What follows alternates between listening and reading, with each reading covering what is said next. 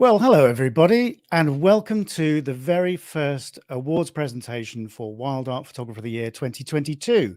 And tonight we're going to be presenting the awards for our wet category, which we ran in January under the supervision of Gail Bisson, who's sat there waiting for me to bring her into the studio, the virtual studio, and have a chat. But before we do that, and I introduce you to Gail, I just thought I'd go through a few items of latest news, just to bring everybody up to speed with what's going on with the competition and a few other bits and pieces. So, first thing is that the top 100 for light, obviously that was our category for February, basically that the top 100 for that I think should be sorted by next weekend. So do have a look out for that. I'll send everybody an email. I'll put it up on social media as and when we've got that sorted. But that's pretty much there now. So so by next weekend, that one should be up and ready for you all to have a look at. There's some absolutely amazing images in that selection. You know, I really don't know how that's been sorted out, but well done to everybody who entered that category, because there was some stunning images in there. Silhouettes, as you all know, is our category for March, and there are only a few more days to enter that. Don't forget that closes 31st of March, and that's midnight UK time. So don't mess up your time zones if you're elsewhere in the world. You know, make sure that you know, you've got those sorted, and that you get your entry in good time. Now, Andy Rouse is in charge of that category, of course, and he's put together a fantastic video on silhouettes, sharing his favorite 10 silhouette images and giving you a few hints and tips and pointers as to what he'll be looking for in that category. So that's well worth checking out. That's on his YouTube channel. I've linked it on the website, or I will link it on the website as well, and I'll put a link in the description of this video once it's up on, you know, after we've finished recording it, and it's up. And if you're watching on replay, basically there'll be a link in the description to that video. So do go and take a look at that. It's really inspiring. The Best Portfolio Prize, if you haven't seen some of the latest newsletters, then Olympus, oh my word, they've come up with a fantastic prize for the best portfolio. That is well worth getting involved with this year. So that's, you know, I think everybody will know that they've got a new camera out, the OM1, which is receiving rave reviews. So they are offering that plus 2 lenses. So let me get this right. They're offering the 12 to 40 millimeter f2.8 Pro 2 plus the 40 to 150 millimeter f2.8 Pro and a 2x converter. So all that is worth best part of £4,000. So thank you to OM System or Olympus for that. That's just fantastic. So that's for our best portfolio. So do have a go at that. That's open until the end of October. And what's required for that category is 10 images, each image representing the 10 categories that we've got for this year. So go and have a look at that. There's an explanation on the website. The latest Wild Read is out. So that's the quarterly e-magazine. So if you haven't signed up for that, then do go onto the website under the community tab and go and sign up for that newsletter. And if you do that, then you'll get a link to allow you to download that e-magazine. So there's loads of lovely sort of articles in that. So go and check that out. The next lives on a Wild Vision. I'm starting a new series actually, which is called Desert Island Picks, which for those of you in the UK will know is a bit of a theme on desert island discs, where people choose 8 of their favorite songs, basically. It's a radio show. In this case, I've asked some photographers to share 10 of their favorite images, and the first one I've got lined up is Andrew McLaughlin from Canada. So he's on the 3rd of April, so put that one in your diary. There is you know, is up on the YouTube channel anyway. I've also got Khurram Khan coming on the 24th of April, so look out for that.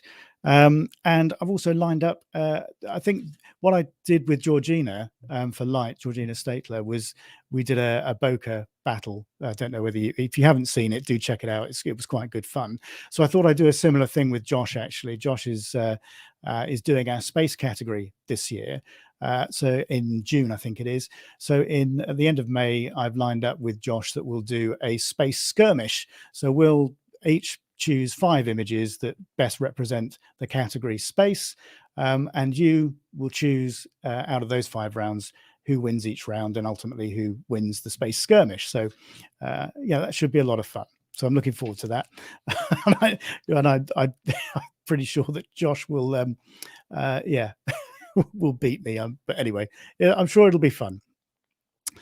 I'm also trying to line up something with Peter Bambusek, who's in charge of eyes for April. So I'm trying to get a live in with him as well. And probably what we'll do there is share some of his images from Costa Rica and Ecuador and some of his adventures. So I'll let everybody know when I've sorted a date out with Peter, and I'll send an email out and put it up on the Facebook page and the YouTube channel. So just finally, all remains to say, just if you're watching, please do come and say hello. Please do comment about the images. You know, give us a shout out. I'll do my best to you know, to run through the comments and mention everybody, you know, as we go through the evening. So after all that, I need a drink of water, and I'll bring Gail in, and we'll have a quick chat before we start announcing some of these winners. Hello, Gail. Hello. How are you? I'm good, thanks. How are you doing? Very well, thank you. Well, wet. I mean, I remember feeling very, very nervous last year because this was our first category, and being the first competition, and we were blown away, weren't we, last year by the entries? But this year, oh my word! Yeah, no, the standard is fabulous. I mean, last year and this year, it's and in completely different ways too. Last year was more, we sort of found more top 100 with the, as I like to say, the art side of images, whereas this year we seem to have gone more the realistic image in our. Oh, that's your North American influence, you see. Yes, that's right. Yeah, I didn't know they were North American, so we are truly blinded. We have no idea who we're winning. Absolutely. But see how it sort of panned out. But isn't it funny? We've talked about this before. How, you know, photographers from the different continents tend to have sort of different styles and different approaches to photography generally, and you can often pick it out, can't you, when you're looking at images? Europeans definitely are more artistic, yeah, as a norm than the literal North American photographer. Although I do see things are definitely happening in North America now. You see more and more images with backlighting and silhouettes than you did before. Certainly in the last year, I've noticed that, you know, finalists and top 100s are much less literal. Yeah. And more and more of the backlit bokeh silhouette slow motion type of picture that's making it into the top 100 in the North American contest, which is nice to see. It is, yeah. It's nice to see people sort of, you know, challenging themselves and doing something a bit different. I think that's, you know, because I've said this before, it's like photography is it's a bit of a journey, isn't it?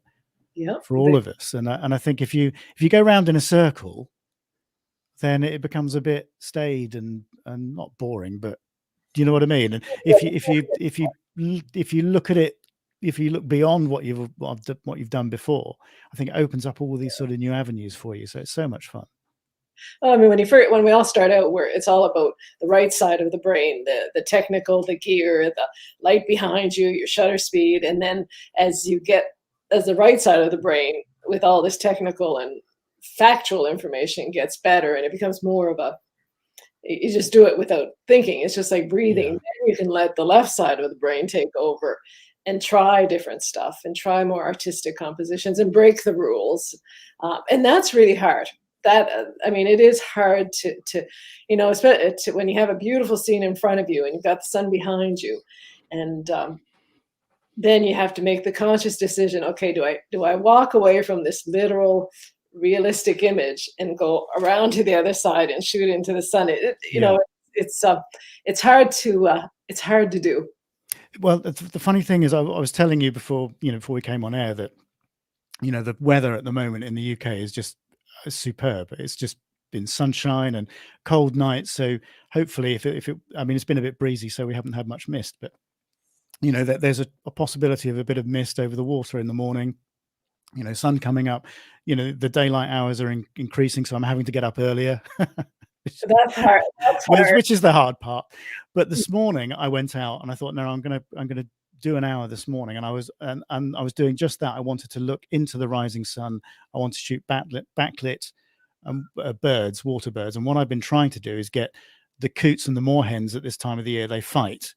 You know the things with the legs up in the air and all the water going everywhere, and I want to get that backlit so the light comes through the wings and you've got all this lovely sort of spray going everywhere, and underexpose it so you got all that mood. But I that didn't happen at the right time today, and I got a more literal shot with the sun behind me and the birds sort of lit, and it's a nice shot. They're both. I mean, I put it on my Instagram feed today, and they're having a go at each other, and but for me it's a dramatic image, but it's got no atmosphere, and that's what it's lacking, is that backlighting, and those sort of elements give it a bit more atmosphere, I feel. So I think that was a good example of what of getting perhaps more creative with things. Yeah, anyway, and talking about getting creative, should we introduce our young winner? Yes, because this is a tremendously creative image. Yeah. And I think it epitomizes that sort of approach where the rules have been broken, and I'll come on to explain why. But I'll just go through a couple of comments. Eli Porat's talking about young winners. You'll remember Eli from last year, of course. He said, "Hello from Central Israel. Excited to see the first winners of the competition in its second year." Yeah, it's so are we. And you won't have to wait long. And Jola Jolska says, "Hello from Poland." Hi, Jola. So, without much further ado, I said I've got some new fancy things going on this year, and I've got a video. So I'm going to play the video, and when the video ends, we'll have our young winner to talk to. So let me just play the video and tell everybody who's picked up the Young Award. So here we go.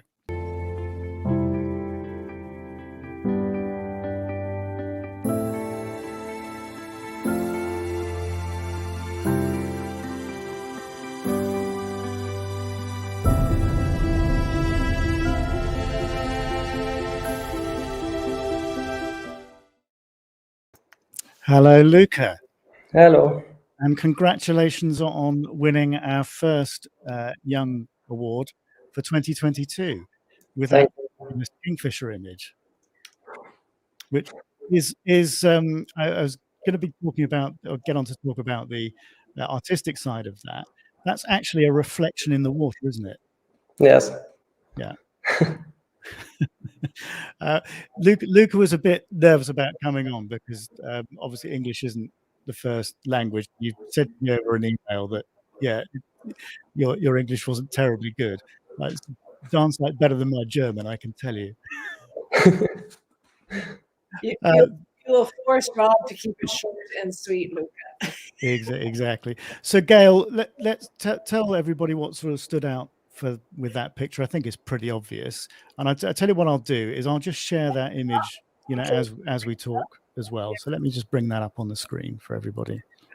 Yeah, I mean, it's just so different. It's a black and white rendition. I mean, did you convert this, Luca, or is this the actual color that came through?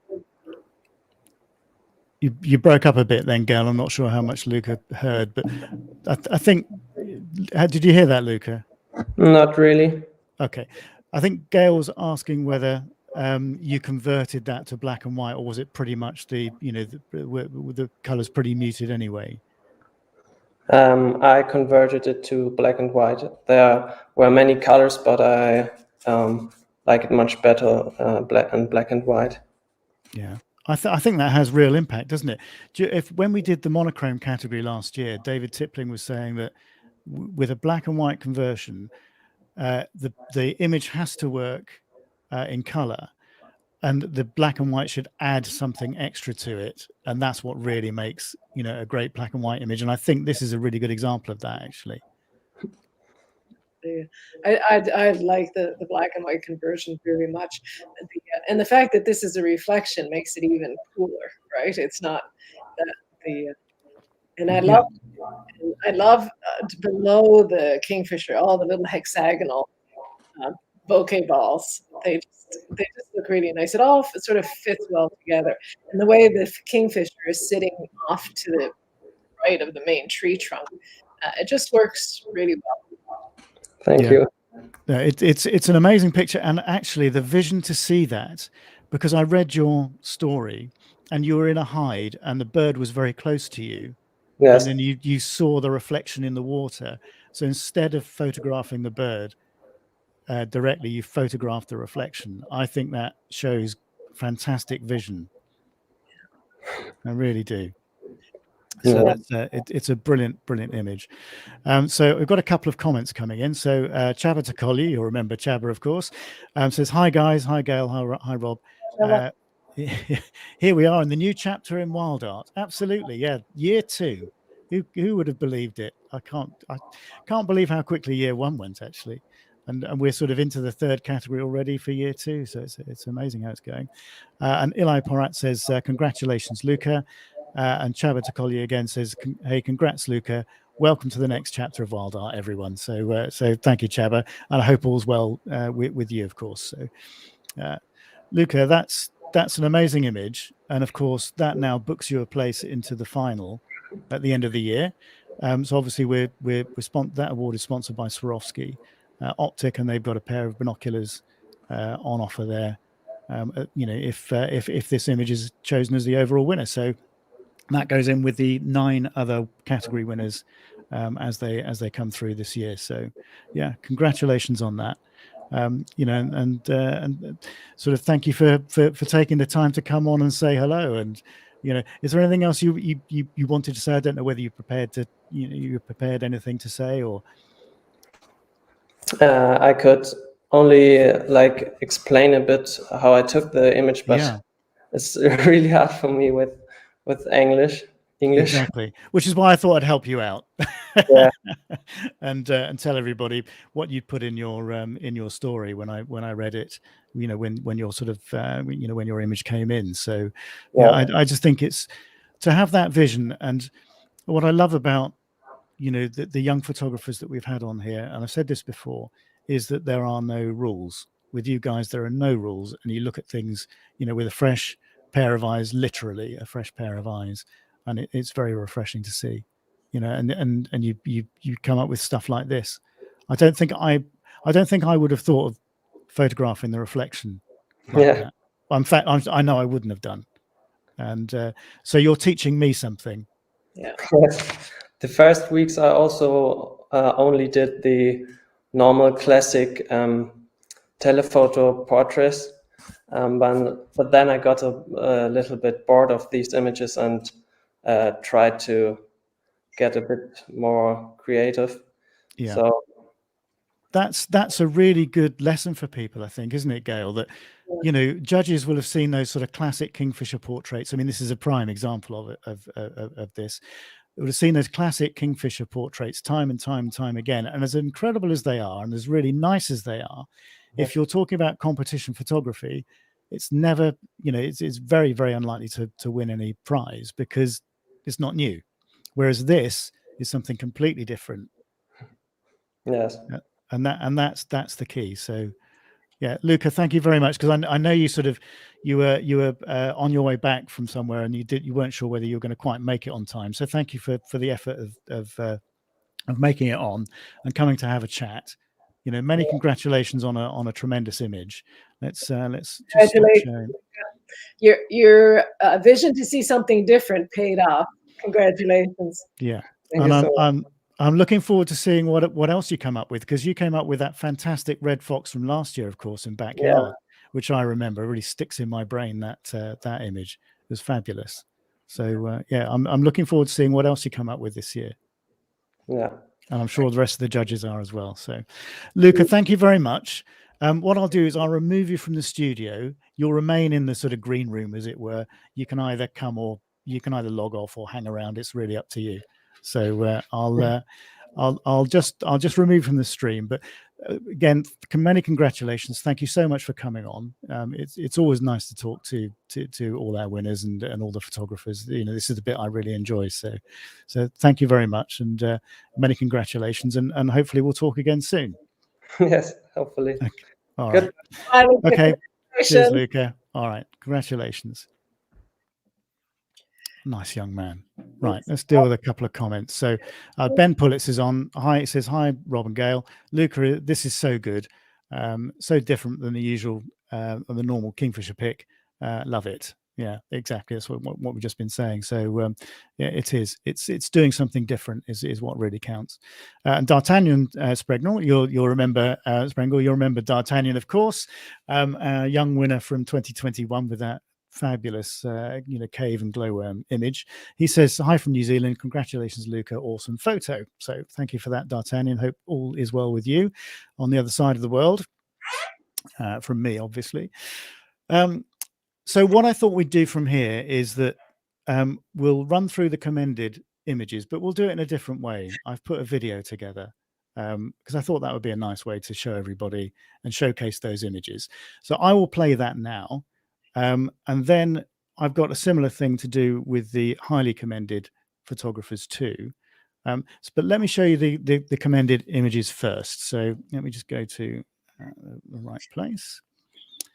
So I'll play this video, and congratulations to all these commended photographers. There are some sort of tremendous shots in this. So I'll play this video for you now.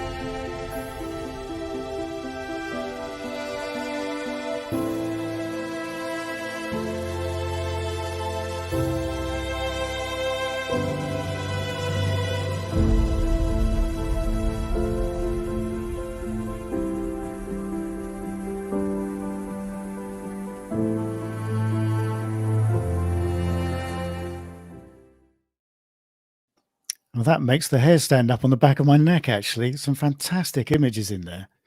There's just some really inspiring stuff. You know, and as we were saying, that there's a sort of good mixture of artistic and sort of more literal stuff in there this year. Yes, there is. Yeah, it's just fantastic. Everything is amazing. Yeah, I mean, we had such a hard job sorting out that top 100. Yeah, we did. We definitely did. There was much discussion. There's no doubt about it. Yeah, I always enjoy those discussions. Yeah, it's interesting to hear other people's points of view and why they like things and why they don't like other things, because photography is so subjective. I think that's what we love. We all love about it. But let's just see whether there are any comments coming in from that. So no. So Gail, what I'll do now is say congratulations to all our commended photographers. Time really doesn't allow us, the luxury of talking for too long about all these things. So we've got people waiting to talk to, and I don't want to keep people waiting too long. So what I'll do now is I'll do a similar thing with the highly commended, and we'll run through those quickly, and then we'll get to some more of our guests who are waiting to come on and have a chat. So let me just go over here, and I'll play the highly commended video. So congratulations to all these photographers who are highly commended.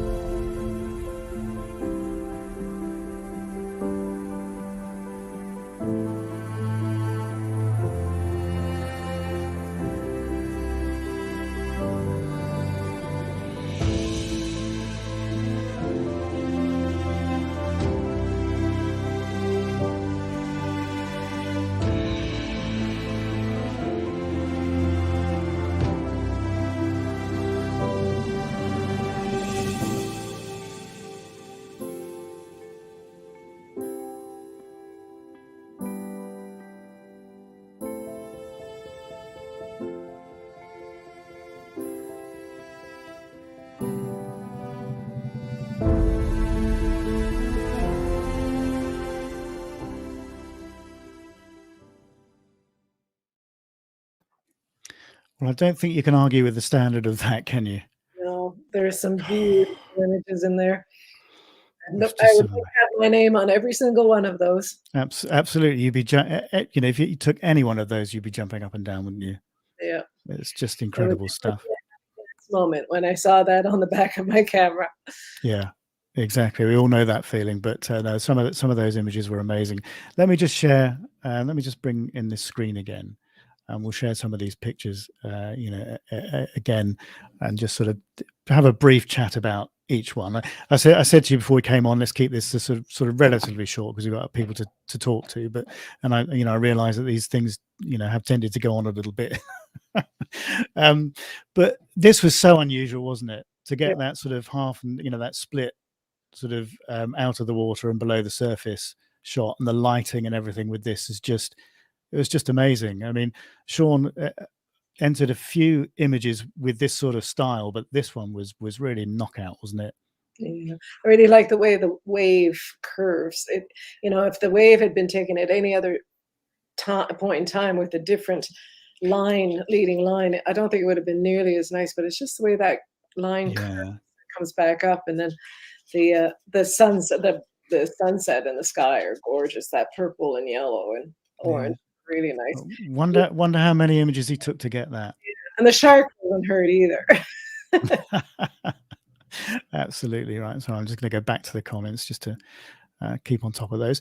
What have we got next? So, and then our old friend Chava Deroxia, and Chava said he might try and tune in. So hello, Chava. Hope all's well with you.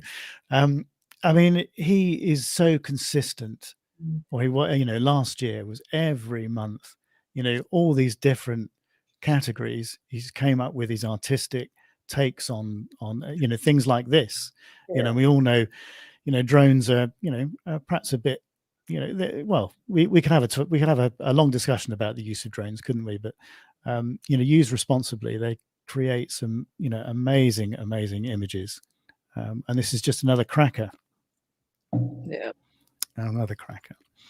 So well done, Chava. I think what makes this image is the way I'll go back. Holes look like. I think I told you this before. They look like dendrites, which are cells in the brain. When you look at a brain under a microscope, the neurons have these dendrites. Anyway, it's very cool. To me, it makes the image. No, it's fabulous. It is those patterns in the ice, isn't it? And then those birds just dot around the edge. It's a fabulous image. And again, we've seen this sort of thing before, haven't we? The dippers, and this is from Paul Hermansen. Another name that will be known to many people watching, I'm sure. But it's the two birds, isn't it? It's the fact that you've got two birds in the frame and all these sort of lovely textures and shapes, and and to get two birds sharp when you're using a slower shutter speed like this.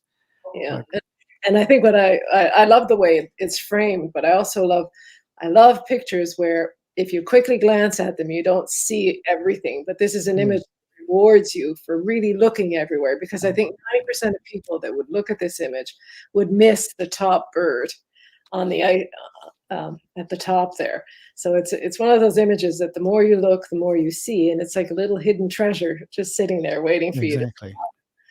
And this is I think another important thing to say about the judging process and the way it's done is that it gives the judges time to not just keep flicking through images and miss perhaps that very important second bird, because that really makes the image, because you've got more time to scrutinize them properly.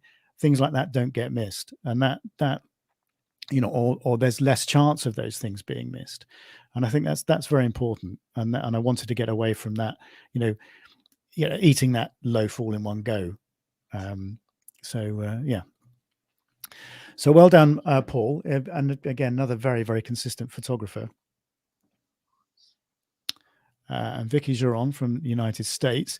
Now we see a lot of elephants as well, don't we? We do. But I'll tell you, the splash makes this one stand out for me. I just love that linear, the vertical lines within the splash, and the way she's positioned the elephant to get that full splash on the right-hand side. It's just a really nice picture. And certainly we've had so many nice elephants in water pictures, but this one just stood out. It's intimate too. It's a good point of view, and you're right there. It's just a very nice picture. Yeah, it's very, very different. I can't remember seeing anything quite like this, where that splashes to the side of the elephant rather than in front of it or over its head, or Yeah, yeah, you can see very, both. very different. Yeah, no, it's just a really, really good picture. Yeah, so well done, Vicky. What have we got next? Oh, and this was, again, I mean, talking about sort of Europeans and, and the creativity, and we've seen a lot of really creative stuff from Hungary Yeah. in particular. And Norbert's image is just, this is amazing, isn't it? I mean, just hit me in the face when I first saw this. Yeah, I think we all fell in love with this picture. Yeah. And the color palette is so, just that blue, the different blues, and it is an extraordinary image. Yeah. And the sort of lines between sort of getting it's one of those sort of prize positions and being, highly commended, they're so tiny, aren't they? They're like fractions of things make a difference. Yeah. And then Łukasz Sokol from Poland. Again, I mean, what's not to like about this image? I love this one too. I love the way the lines from the snow sort of creating a sea, and the fact that the fox is relaxed enough to drink, because I mean, animals will not drink if they're not relaxed, and it's just got a very ethereal, cloud-like feeling to it. And the fact that you can see his little tongue, or her little tongue. Yeah. I just this is a lovely, lovely picture. It's so natural, isn't it? And I love that sort of contrast between, the color of the fox and, the way everything else is, is basically white. I just think it's fabulous. Yeah. No, beautiful. But well done, Łukasz. That's a great image. Matthew Sullivan. This was, we've seen this done with frogs and toads, but not with this species before. And I love the way their heads just popping out of the water, that, and the position of the spotted salamanders, I think these are, underneath. I think this is a knockout image again. Yeah, it is. Yeah. It's just a different perspective. And I think, when you're producing work like that, that's what makes things stand out to judges. No, it is really different and very unique. There's no doubt about it. Yeah. So well done, Matthew. And in fact, I think the next picture is his, of course. We saw it on the video. And again, this is so dramatic. There's so much energy in this picture. It's so different. I saw something similar from him last year, I think, but this is better. This is a better image in terms of the composition and the whole, the whole way it's laid out. I think it's knockout. It really is. If you told me that I'd have salmon in the highly commended, I would have said I don't think so. But this is just so good, and to have enough depth of field that he's got those back salmon, really quite visible and quite identifiable, and the ones below as well. It's a really, really well done picture. Yeah. Again, how much time will he have spent sorting this out and getting this? It's not something you just turn up and do, is it? It takes real planning. Yeah. So amazing. Well done, Matthew. That's absolutely incredible image. What can you say about this? I love this one. Florian. God. I love them all. So, but this really is very appropriate for the wet theme. Yeah. All the droplets everywhere, and it's just a really beautiful color palette as well. Yeah, I mean, mammals shaking water off fur is quite a popular subject, isn't it? In wet, we saw quite a few of them, but this is just, it's one of the best ones in the in the competition this year. It's just, as you say, the color palette is it's spectacular. I just love it. So well done. Right. So let me stop sharing that, because it's time to bring on some more guests. And so let's take that out and talk to some more people. So pick up on a couple of, one more comment. So Chabatakoli again says, well, new names from Hungary. Hugs, Chaba. So yes. So we've got some more Hungarians in the mix. It said very creative, very creative nation. Right. So next up is my choice. So this is my founder's choice award, and I'll play another little video.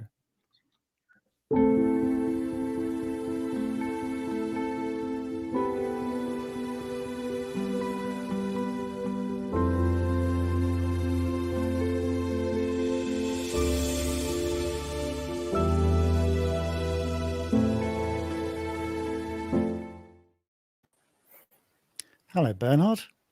Hi, Rob. Hi, Gail. How are you? Hi, Bernard. Thanks for fun. How about Good. you?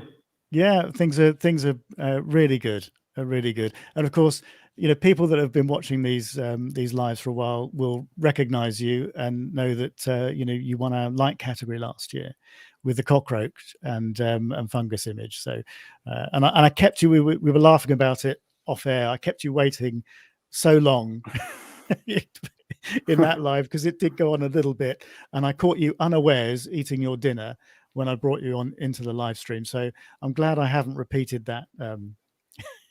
Yeah, well, if you would have let me wait for 30 minutes more, so you could have, could happen again.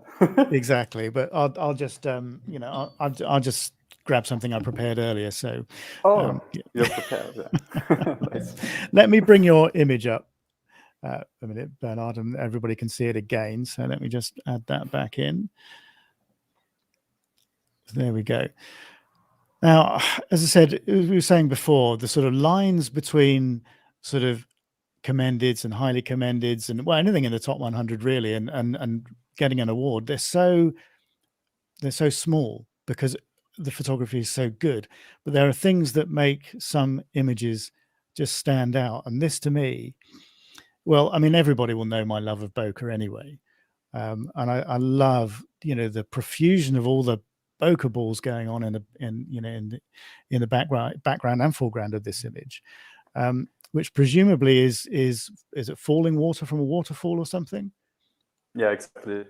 Yeah, so and you've backlit it with a flash or something. Yeah, that's right. This frog was just sitting right under the waterfall. And yeah, it was calling. So obviously you see the picture of a calling frog, which is rare for itself already, because normally as a photographer, you scare the animal quite fast. But this Megophrys nasuta, that's the name, a Malayan horned frog. It's one of the species you really absolutely want to see if you are in the Southeast Asian tropics. Well, he didn't really take care of me. It was absolutely, he did his thing, didn't mind me. Well, I think that's another key to actually a really good wildlife image, isn't it? It's when the subject is relaxed. We were talking about it with the fox, in the highly commended section, that obviously that was a relaxed animal. And when they're doing these things and they're showing you their natural behaviors and you're capturing that, then I think, that makes unique moments. And I think this also goes back to what I was saying about adding in elements that give an element of atmosphere to an image. Had you just taken this sort of backlit without any of the water, well, it wouldn't have been half the image it is. Yeah, well, at first of all, it's always the same with the animals. You have to find it. And with this Megophrys nasuta, they are not particularly common, but they have a very distinct loud call. So that's the thing why I call this photograph rainforest echo. Rainforest and your stream or so, probably you could hear this loud blow up. It's just a short blow up. And if you are not prepared, and you might be just right next to one of those frogs, it's so loud that you could startle. So you have to find, of course, the animal. And it was just inside its thing doing this blah that I could just go around after, I don't know, 15, 20 minutes photographing it already, because it is not the most common animal. So of course I wanted to take voucher shots first and trying the best what I could do. And then step by step, I tried to push it farther, and so I put the external flash behind the whole scene, behind the frog and the waterfall. and that's the resulting image. So Yeah. Exactly, and that's what makes it. I mean, I would imagine those other shots you were taking, you presumably you're sort of banking those sort of shots, the more literal shots. You think, I'll take those first, and then if this animal is still relaxed, I'm going to go and try something a bit different. And it would be nice to see the difference. Actually, it would be an interesting exercise with those images that you took first, and then this image, the sort of end image, if you like, after you've added in some more artistic elements. It'd be interesting to see, the differences between the two. And this is what I'm saying. It's all about looking for extra elements in images that really elevate them beyond just a good image into an excellent image, and it's seeing those opportunities. And I think that's what you've done here. Yeah, I was happy already with what I've taken before I put flash on the other side.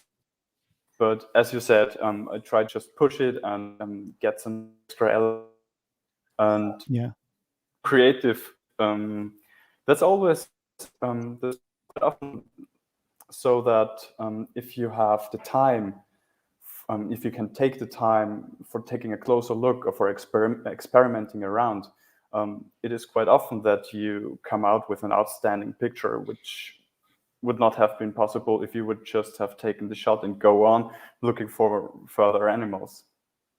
Yeah. I mean, it's all about sort of adding extra layers into an image, isn't it? And looking and saying, okay, well, that's great, but how can I add an extra element in that's going to add something to it? So that's a real skill. So, you did that with that cockroach image, which was knockout. Again, sort of backlit. So this seems to be a bit of a style for you, this sort of backlit. Seems so, yeah. Yeah. I mean, obviously with that, in that case, it was spores. This case, it's water. And you're creating those sort of specular, highlight elements to the picture, which is elevating it. So no, congratulations. I love this image, and Gail, this one really stood out to you as well, didn't it? It certainly did. It's beautiful. It's beautiful. Yeah, and I know Josh Galicki is a real fan of this as well. I can tell you. Yeah, I can imagine. Thanks. Yeah, he helped out with the judging, and that it really stood out to him, this picture. So this year, as I told you via email, we're doing something a little different with those people that qualify for the final round at the end of the year to and in with a chance of winning WildArt Photographer of the Year. In the fact that we're going to add in not only the bronze and the silver award winners from each category, along with the gold winner, but we're going to add in my founder's choice too. So there'll be 40 images at the end of the year, because the reason for that is that, the margins are so tiny. And it might be that one particular picture that's won a category, it suited that category much, just a tiny bit better than perhaps some of the others. But when you're looking at an overall winning image, then, I think those other images should be, should be in the mix as well. So that's what we're doing this year. So anybody who wins Founder's Choice, bronze, silver, or gold, are going to be in that final discussion at the end of the year. So that's new for this year. And I think I did explain that when I did the live with Josh a few months ago. So comments, Marie-Louise Myberg, she says, fab image. It certainly is. It certainly is an incredible image. Thank you. Bernhard, thank you so much for coming on again. It's really nice to talk to you again. Yeah. And, well, who knows? We may well talk again during the course of the year. I hope so. You keep on coming up with images like this, I'm sure. Yeah, of course. Yeah. Yeah. No, it's a fabulous image. Thank you very much for the time to come on. As I said, Thank you. As I said, you can either hang around and eat your dinner in the green room, or the virtual green room. Sounds good. Or we'll sort of talk again some other time. But Bernhard, thank you very much, and congratulations on a great image. Well done. Thank you. Have a nice time. Okay. Bye. Okay. Okay. Yeah, do you see the problem trying to sort this lot out and choose the winners? So that brings us on to bronze award winner, which means I need to go back here and I need to show you another video. Now, we haven't got the bronze award winner here.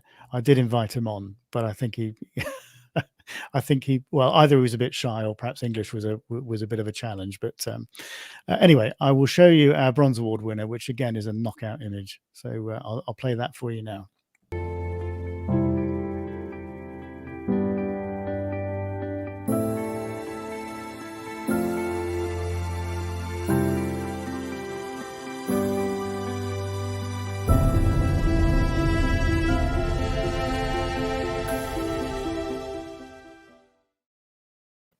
So Norbert Kazas, I hope I said his name right. I probably haven't, so apologies for that if the pronunciation is a bit off.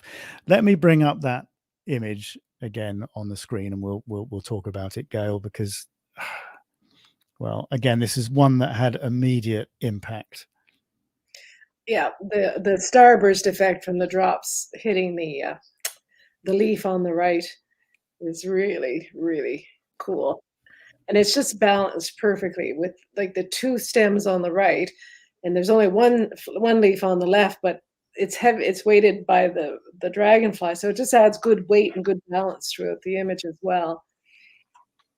And this is it's certainly wet, that's for sure. So this is what I'm saying about some images, they certainly hit the brief of wet, and this is soaking. I don't know about wet. Add any description as to how he got this shot, Rob, that you can explain to the viewers? Not really. I mean, I've seen the raw file, and I tell you, the raw file is almost identical. He's hardly processed this at all. Okay. So I'm assuming this is some sort of artificial light, Yeah. that is used to capture this. Because I've had to. Well, I didn't use artificial light when I did that. Great tit, or is it blue tit? I can't remember which one. The one in the bokeh and the one that's behind me. It was basically I wanted to use the sun to light that, but I couldn't have the sun and the rain at the same time to create the bokeh. So I put my garden hose on. Yeah. To create. So he's created the light in the rain, I'm sure, with some sort of artificial lighting. But this species as well. This is a banded demoiselle. It's just an incredible insect. We get them here in the UK, and it's the most beautiful thing. It's a lovely insect. Yeah, so I was so pleased to see that. Get one of the prizes, that's for sure. So it's a beautiful image. It really is. I said the composition on this is so strong. It's so simple, but it's so strong. So, yeah, it's a shame he couldn't come on and have a chat and tell us more about it. But Norbert, congratulations for that. And of course, you win. Let me just bring up one of my sponsor banners, because I ought to do that, because we rely on sponsors who are so generous with prizes. So this one's sponsored by Cotton Carrier this year, and he wins. And let me get this right: a CCS G3. Binocular and camera harness from Cotton Carrier, or an equivalent prize of this, equivalent value. So from them. So congratulations, to Norbert on a fabulous image. That's really great. Okay, so let's remove that and go back. Let's see if we've got any comments quickly. Okay, so Martin Ertner is on. Hello, Martin. Congratulations all. Absolutely. Right. So that brings us on to our Silver Award. Now, we're having a few technical issues with our Silver Award winner, but I can see those hopefully have been resolved, because I can see them waiting patiently in the sort of virtual green room that we've got here. So I'm going to play this video, and then hopefully, fingers crossed, we'll have somebody to talk to when the video ends. So let me play this for you now. So this is our Silver Award winner for the wet category.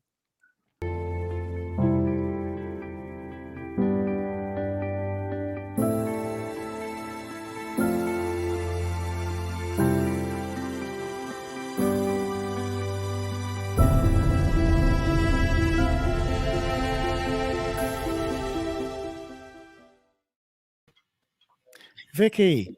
Hi.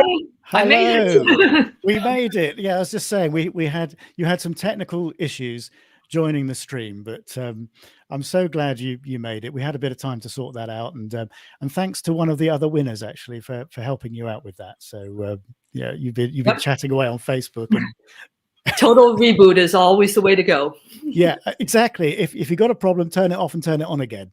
Yeah. I had to do that with my router tonight, because I put the I put the stream up, and I thought, oh, why is the feed all getting pixelated? And look, my router needed a reboot for some reason, so I had to turn that off and turn it on again. So you're not the only one with technical issues this evening. Anyway, Vicky, I'm so glad you've made it.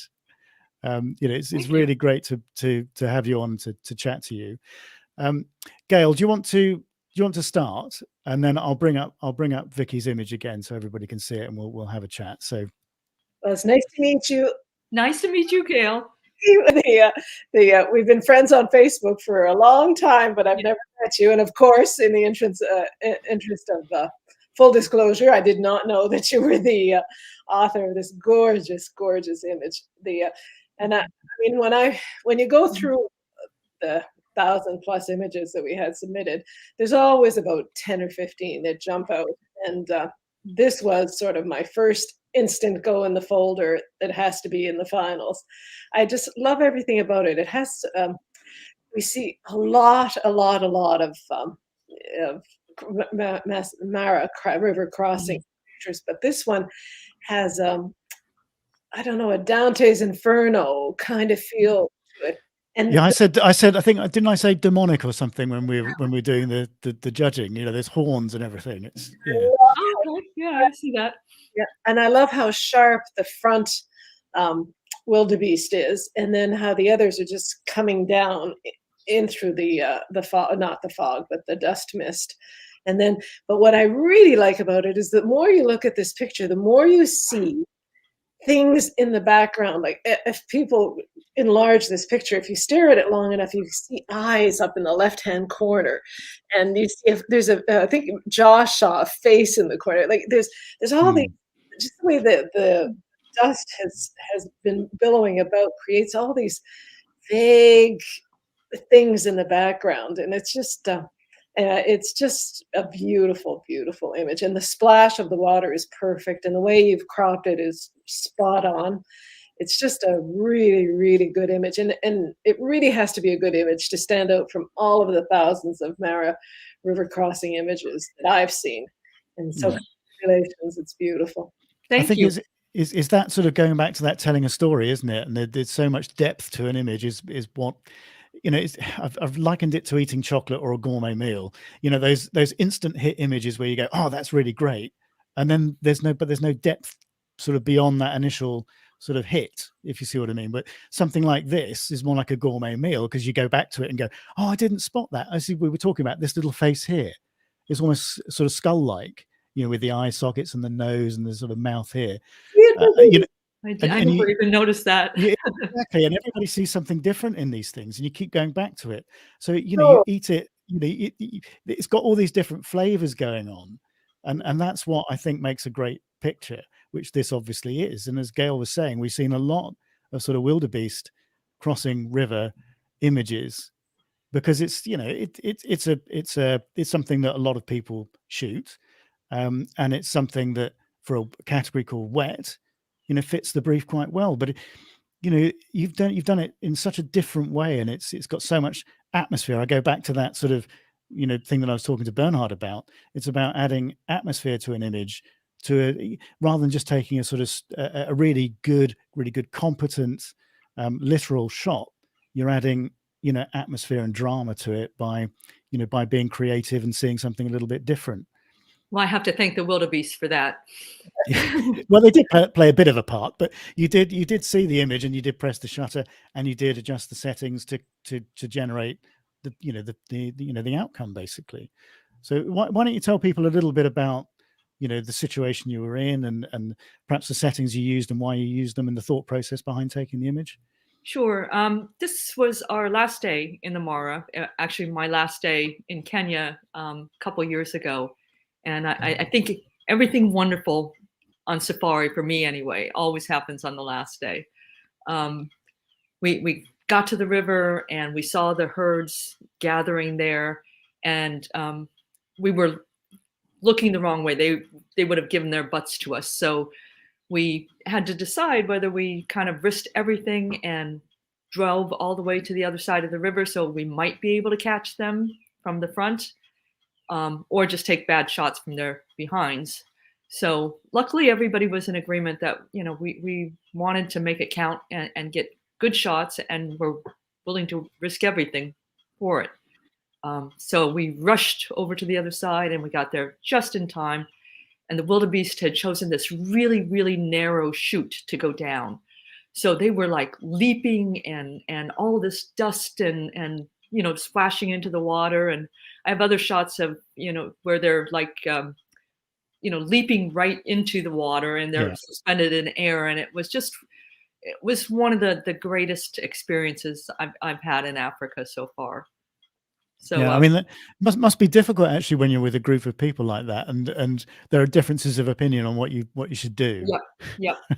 Yeah, I mean, it would have been horrible if somebody said, no, we're just going to stay here and take the bad shots. So, but yeah, and my safari guide is the best in all of Africa, Federico Veronese. I don't know if you know that name, but you know, he's been my mentor, and you know, this is, I think, 70 to 200. Maybe this is the 200 to 500 lens shot on it, but yeah, we just had 20 minutes of just unbelievable action, and just we're just so gratified at the end of it. Are you a Nikon shooter, Vicky? I am. Yes, yeah. I am. Okay, so you got that sort of 2 to 500 f5.6. Yeah, at that time, that's what I was using. I now have the 400, but yeah. So I tell you what, if I'm going to do a live with, I don't know, it might be Josh, it might be someone else, but I wanted to sort of touch on because wildlife photography is basically a very expensive hobby. Pastime. So with all the huge lenses, you know, that cost, you know, the amount, you know, cost the same amount as a car to buy. Don't tell my husband that. Yeah. Your secret's safe with me. You know, it's very daunting for people that are coming in to wildlife photography thinking, have I really got to spend £5,000 or $5.5 US or whatever it is on a camera body, and then another, you know, £10,000 on a lens and this, that, and the other? Just to, you know, that's too daunting for a lot of people. So I wanted to do something about, you know, starting in wildlife photography and doing it on a bit of a budget. And I think, you know, that particular lens, for example, that 200 to 500, although, you know, it has its limitations, for the money, you know, is, you get a lot of bang for your buck with that lens. And there are other things out there like that, you know, and yeah, for sure. Yeah, for sure. So anyway, yeah, look out for that at some point in the future. But this is it's an incredible image. Let me see if I've got let's see if we've got any comments coming in. I'd like to do. Okay, so Chabata Collie says, great lighting, Vicky, congrats. And Ben Pullett says a monkey shape, which I think he's referring to this bit here. You're gonna be delving into it and having a good look around now, aren't you, for anything else you can find? Yeah, for sure. Absolutely. And let me just say, I'm just blown away by all of the other images that commended, the highly commended, all of the top 100. It's just like I want to go back and study all of them because they are incredible. Yeah, I mean, when you start a competition like this, you know, there's always an element of I don't know, concern that the standard and the quality isn't going to be, you know, isn't going to be good enough. But I you know, I should never have had those doubts, because as you say, the top 100s, and they don't include a lot of the images which, you know, I'm not going to say binned, because that's not the right expression, but the images that, you know, didn't make it. There are some fantastic stuff in there, you know, in that sort of next run down, and the margins are so small between making that top 100 and, you know, some of the other stuff that didn't quite make it. You know, the standard of this has surprised everybody, I think, and most of all me, at how high it is. It's just incredible, and the book, of course, from last year, you know, has come together really well. I mean, you got your copy, didn't you, Gail, not so long ago? Beautiful. Yeah. So, yeah. So if then nobody's bought it yet, that's a quick plug. Go buy the book. It's available on the website. Give you some inspiration for this year. what time of day this was shot, and where was the sun when you took this? I'm sorry, where was the sun? Behind. We were backlit. Where, It was backlit. Yeah. and was it a cloud overcast day or sunny? No, it was sunny, but because they had gone down this very deep chute, the harsh light had kind of been blocked out a little bit. Okay. So it was right after breakfast. I didn't get to finish my coffee. As soon as we saw them coming down, I had to throw the coffee out. So I remember that. It's worth losing a cup of coffee over there. Oh, definitely. Yeah, definitely. Oh dear. I'm going to put a little banner across because I've got to support our sponsors, because obviously you have won the f-stop voucher. So it's $300 voucher on its way to you. I'll sort that out with you next week sometime. So look out on your inbox. I'll send you that voucher code, over email next week. So so thank you to f-stop for supporting our silver award. So $300 voucher for one of their bags or bits of kit. Awesome. Thank you. It's our pleasure, and I'm sure it's their pleasure too. I mean, it's great to have support from brands like that for the competition. I think it does say a lot when you've got some major names coming in and supporting, like f-stop, like Cotton Carrier, Swarovski, and of course Olympus or OM System as they are now. But yeah, Vicky, that is an incredible image. And it's something that I think we're going to keep coming back to and looking at again and again. And I love pictures like that, that have so much depth. It's fantastic. So thank you. Thank you very much for coming on. As I said, you can hang around in the green room if you like, or the virtual green room, and we can chat off air afterwards, or you can get on with the rest of your day. Entirely up to you. But I'm always really grateful for people coming on and spending their time and coming on, having a chat and sharing all their experiences with taking these images. It really makes a nice rounded sort of program or broadcast, or whatever you want to call it. Without people to come on and chat to, awards presentations are nothing, are they? So thank you for your time, and thank you for coming on. It's been great to chat. Well, thank you. I'll stay and listen to the gold winner. Yeah, absolutely. Yeah, I think you might know who it is, because they helped you out, didn't they? Getting the technical side of things sorted. But anyway, Vicky, lovely to talk to you, lovely to meet you, and thanks for coming on. And no doubt we'll talk again. Thank you. All right. Okay. Cheers. Right. Okay. So it is time, if I get the right place. So glass of wine in hand, he says. Gold award winner coming up. Look, I've got a new camera that focuses focus really quickly on things, you see? Yes. Improving all the time. So I'm going to share with everybody the gold award winner, and they've disappeared. I hope they know they're coming on, or there they are. Right. Okay. So I can see them. The bottom of my screen, I can see everybody, just to make sure they're around, which is much, much better than the old Zoom thing that I used last year. I couldn't ever tell whether they were there. I was always really grateful when their faces appeared.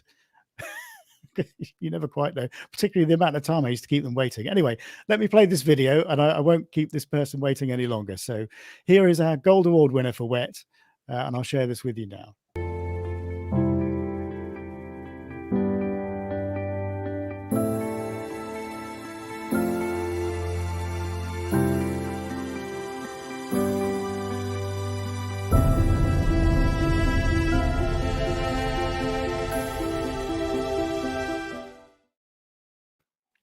Congratulations, Vicky. Thank you.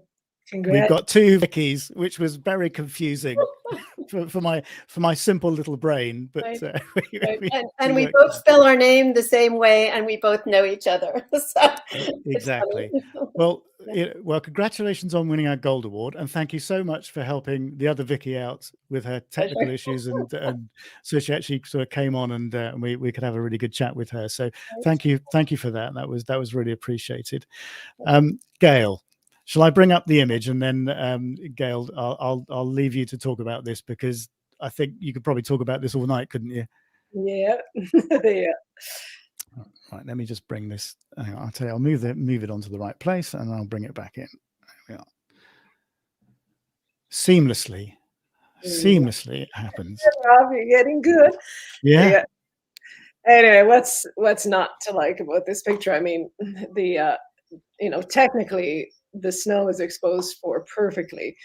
I mean, it's wet in a different way, which I like. I mean, but we agreed when we started this contest that snow would be considered wet, and the bobcat is drenched from being in the river, so it really fits the theme well. But I think obviously what makes this image a winner is a bobcat holding a duck right after catching it. I mean, seeing a bobcat is rare enough as it is, but to see this scene unfold in front of you, I mean, it's just like the jackpot of all of my dreams coming true. Let's put it that way.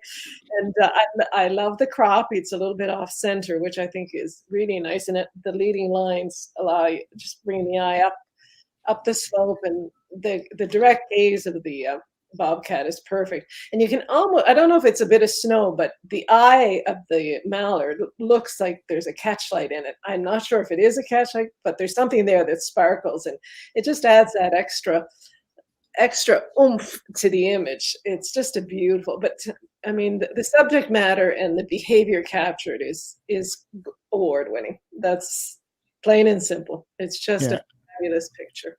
And isn't it that eye contact that absolutely nails it?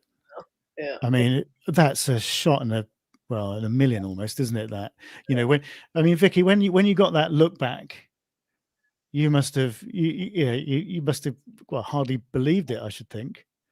Yeah, it it was truly a once in a lifetime moment. I think I have to quote my mentor and dear friend Charles Glatzer, who was with me for this trip. I was a participant with him, and his favorite expression is "time in the field." And it's one of these things where, as a wildlife photographer, you can spend years and years, and I think all of us have, trying to get a moment this rare, whether it's with a particular species that you're dedicating yourself to, or you're just out there being opportunistic. And it was absolutely a privilege to be with this cat. This particular shot was the culmination of 4.5 hours in really frigid temperatures. It was somewhere around -5 to 0 degrees Fahrenheit during that entire period. And after he finally successfully pounced on this mallard and brought it out in this tremendous fight with fur flying and feathers flying, and it was a given that this duck was a dead duck, to use that expression, but it put up a furious fight, and the bobcat came out of the river and started up the hill. And I thought, oh dear God, you can't leave now. I mean, you have to turn back. And it was so brief. I don't even think it was 5 seconds. I mean, it's fractions of seconds that he paused, looked back, and then just left and headed up into the woods. So we never saw him actually begin to feed on the body. It's just, as I said, those moments are just they're just pure magic, aren't they? That look back. I mean, everything else is there, but had that cat been looking away from you, it wouldn't have had the amount of impact that it does as a picture, because it's got that connection to the viewer, and it just sucks you in. That's the first thing you look at are the eyes, and then that's the first thing my eyes look at, drawn straight to the cat's eyes, and then I look around the frame and I go, what's going on here? And it's like, oh my word. Yeah. Well, I'm looking above in case you see where my eyes are going, because when Gail asked about the catchlight for the mallard, I blew the picture up on my Mac Pro behind my laptop, which is what I'm using for this live stream. And it is actually catchlight. I mean, there's a lot of ice that's covering most of the eye of that mallard. But, it is, for me, this cat was on fire. I mean, if you look at the eyes, really, he spent 4.5 hours, or 4 hours and 20 minutes, whatever it was. We came on to him, and he had a completely different strategy. He was by the bank of the river. He was hidden. He was using a boulder as camouflage. And as the ducks would float by, he'd try to jump them. And he was wildly unsuccessful. And we watched him do that for a while. I don't even know how long, an hour and a half, 2 hours maybe. And then it was like a switch went off, and he changed strategies, and he worked his way across the snow using the snow as camouflage. There was very deep snow, and he was ducking under these pillows of snow. And then he positioned himself at this, on the top of a knoll above this river. And there was this mallard just floating along, completely oblivious to the danger above him. And I think the cat himself, in this image, to me, it was just, like the look of a warrior. He really worked for this meal. And it was very humbling, to realize, what an effort it took. And the fact that he was successful was, as a witness, it was just a gift, a lifetime gift. I have no expectation of ever seeing anything remotely like this again. I mean, you're in a lucky place to see it, and even, well, to be able to photograph it as well is incredible. Well, that was the other thing, I mean, being there alone was just so extraordinary, but then having the responsibility of getting the shot. I was shooting a 600 with a doubler on it, and these were back in, I was using a DSLR. Now I shoot with an R5. I'm a Canon shooter. Yeah. And the 600 f2 was heavier than the 600 f3, which I currently use. Snow was very, very deep, so I was following along in whatever paths had been carved out by other people. And, just the cat kept moving, so we had to keep moving. And I was exhausted. Just the physical effort of carrying that gear in that deep snow and being in the right position, or anticipating what the next position might be. And it was a testimony for why we all need to stay in shape as wildlife photographers. And not drink too much of this. Yeah, well, no, I always celebrate. But I mean, it was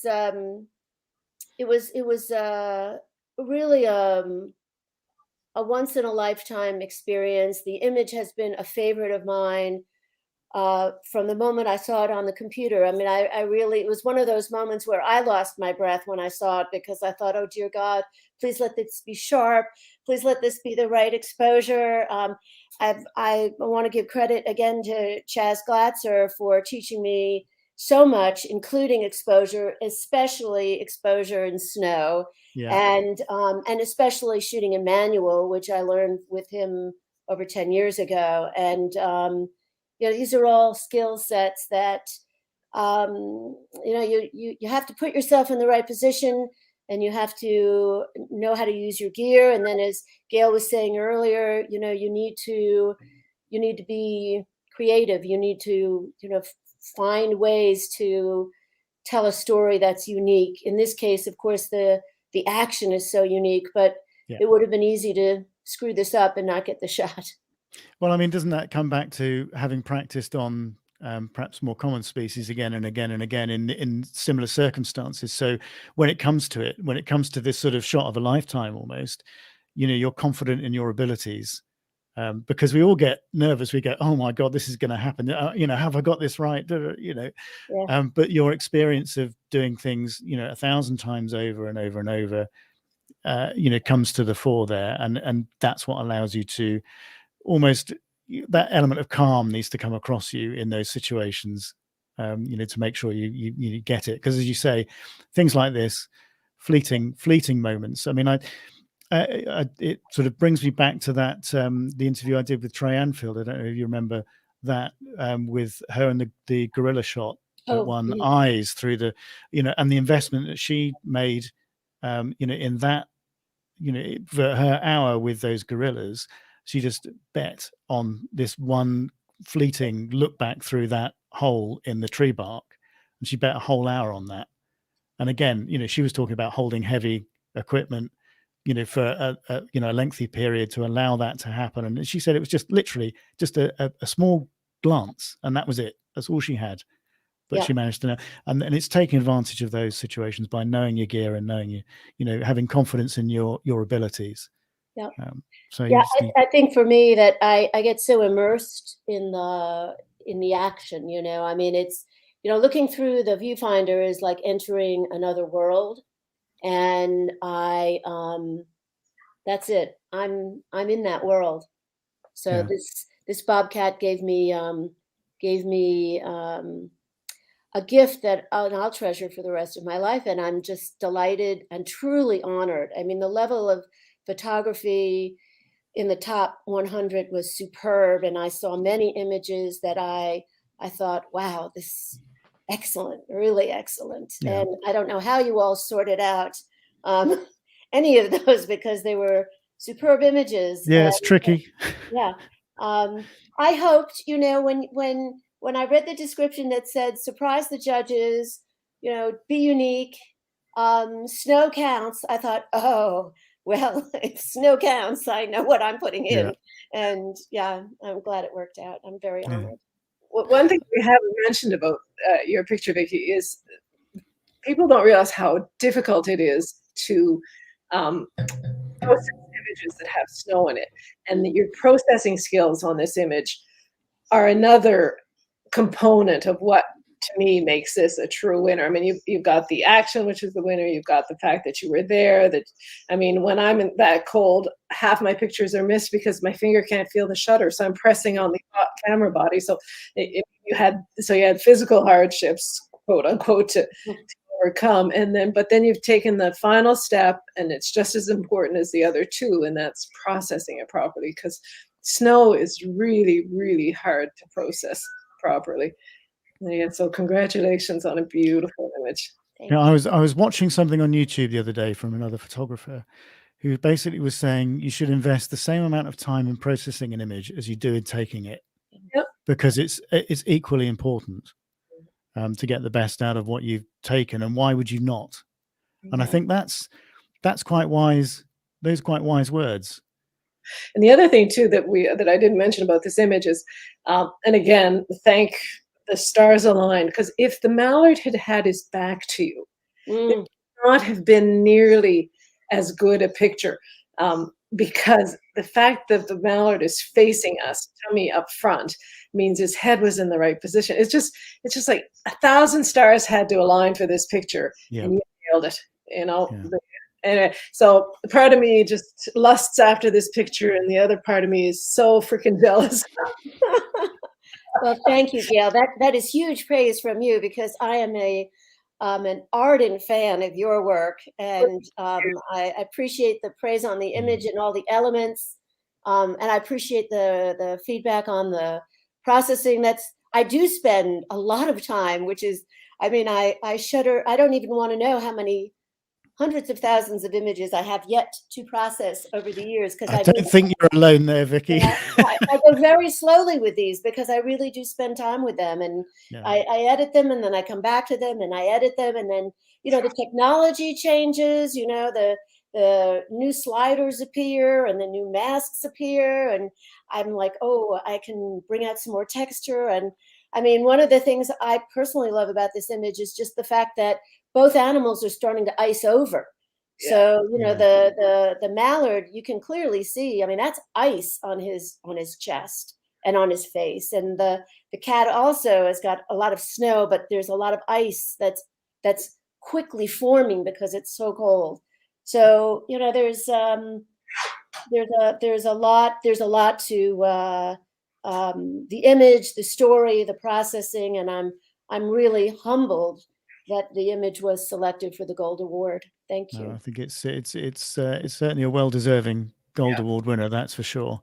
And I know, Gail, you pulled this out straight away almost, didn't you? It was just, I mean, the top 10 were like, I mean, as good as everybody was, like there were about 9 or 10 that right away went into my folder yeah. of this is it. So I'm just so pleased that you submitted it for us and we get to show it to the world. Well, I have to thank Rob for that, because I almost got I had a technology issue and I almost totally, so Rob Yeah. saved me. Well, we you. sorted it out, no Yeah, problem. We did. I'm so And that's glad. that's what I would say to anybody. Yeah. That is, if you have a problem, Yeah. just email me and I'll do my very best to sort it out, because I'm the one that sort of organizes all this. If you have a question, I'm always the one that answers it, because there is nobody else. It's me basically doing pretty much everything. So give me a bit of time, but I will sort things out to the best of my ability, and as quickly as I can for everybody. But so don't be shy in emailing me, because you'll always get a response. Well, So I'm glad we sorted it out. Yeah, you didn't even know what images I had submitted. So I know that it was No. just, you were being very kind in helping me sort that out. So I got to pay it forward to Vicky Joran tonight by helping her get in. And also, I want to just say thanks for the advancement of my harbor seal image in ice to Commended. So that was very sweet to see as well. Yeah, no, that was a unusual image. I think it was full of texture, and I think that's why we liked it. It was the sort of texture of the ice. It was it was great. Something a bit different again, which is what the judges like to see. And I keep on harping on about this, and I don't make any apologies for it whatsoever. Judges like to see different style images, things they've not seen before. The Kingfisher from Luca, for example, the Young Award, taking a reflection, for Christ's sake. Who would have? I wouldn't have thought of it. I wouldn't have thought of it. That kid just saw it and went, no, that's the shot. And what an amazing result that was. It's thinking outside the box. It's just doing something a little bit different. If you go into a hide and you shoot things that everybody else is shooting in the same way, yes, they're nice pictures. They're really nice pictures, but you have to do something a bit different, a bit unique, and that makes the judges turn around and go, oh, I've not seen that before. Oh, I really like that. That's different. And if you have a judge who turns around and says, I like that idea, I'm going to do that myself, you're onto a winner. And that happens. It does happen. Judges say, oh, I really like that approach. I might incorporate that approach in some of the stuff that I do, because I think it's so unique. I don't think we'll ever get the chance to repeat this picture. Well, no, and this is something slightly different, isn't it? I mean, this is a sort of once in a lifetime unique situation that you could never repeat. I don't think, not in the same way. You'd have to spend years and years and years to get this opportunity or anything close to it again. So. And Vicky, I know I'm speaking as the judge, but Josh Galicki was my right-hand person, and he was blown away by this picture too. So Thank you. Yeah, he was. Thank you for sharing that, and please give him my regards. I will, because he felt the same way I did about this picture. Yeah, just a few comments to finish up with. We've got Alan James says, thanks, Rob and Gail. Congrats. Rachel Piper. Hi, Rachel. You'll remember Rachel with the Spider's Web last year from Abstracts, our winner for that one. Congratulations, Vicky. Well deserved. Michael Sneddick. Hi, Michael. You remember I did a live with Michael on travel advice a few weeks ago. Congrats, Vicky. Fantastic image. And Kuram Khan's on. Hi, Kuram. And congratulations. Still keep thinking about Kuram's skunk, from Backyard. Yeah, skunk. Oh, Jesus. I love that. That's another one of those images I keep coming back to and going, well, there's more to this. It's sort of looks so simple, but it's not. And that's what I really enjoy. But anyway, Vicky, congratulations again. Very well done on an amazing image. Hang around, and I think there are a couple of people still in this sort of virtual green room of mine. So hang around, and we'll have a chat afterwards. But Rob, before you go, what does Vicky win for being the gold? Oh yeah, Vicky wins £500. So there's a cash prize for that. If there are any sponsors out there that want to step in and sponsor the Gold Award, I'm all ears. gratefully received. But no, you win £500. Thanks. So what's that, about $650 US or something Yeah, like that? thank you. So I'll sort that out with you in the next week or so. Sure. And also, of course, you and the other sort of the silver, the bronze, and my founder's choice go forward into the grand final at the end of the year, which is, perhaps the most important thing. Yes. So you'll all be considered, for Wild Art Photographer of the Year #2. So for the second year. Right, let me stop sharing that. We'll bring you up large and gosh, I'm playing around with so many things. All right, here we are. Let's remove that. Okay. So yeah, Vicky, hang around, Sure. and we'll have a chat afterwards. You too, Gail, and so I'll say goodbye for now. Thank you very much for coming on. Thank you, Gail, for all your wise words and your help this evening. I said, hang on the line, and we'll have a chat afterwards. But I'll say goodbye now, and then I'll wrap things up and say goodbye to everybody, and we'll have a quick chat afterwards. So bear with me. Thanks. Okay. Okay. Well, I think you'll agree that was an amazing set of images and a very well-deserving winner. What an amazing picture that is, along with all the other things we've shared this evening. So my thanks go to everybody that took the time and came on and had a chat. I hope that's that's been inspirational and you've enjoyed the evening. Last thing to say really is don't forget that the next live will be on the 3rd of April with Andrew McLaughlin, and we'll be doing the first of our desert island picks. So that should be a lot of fun. Andrew will share some of his favorite images, and so we'll have a bit of fun with that. So and don't forget that Silhouettes closes on the 31st of March. So there just over a week left to go on that. Do go and have a look at the the video by Andy Rouse, because that'll give you a few pointers and ideas and show you what he's really looking for. And he shares some amazing pictures that he's taken over the years as well, which incorporate that sort of silhouette theme. So do make sure you check that out. But as I said, thank you very much for watching. I hope that's been enjoyable, been inspirational. I'll just sort out the outro video. He says seamlessly. So thanks very much for watching, and we'll see you again next time.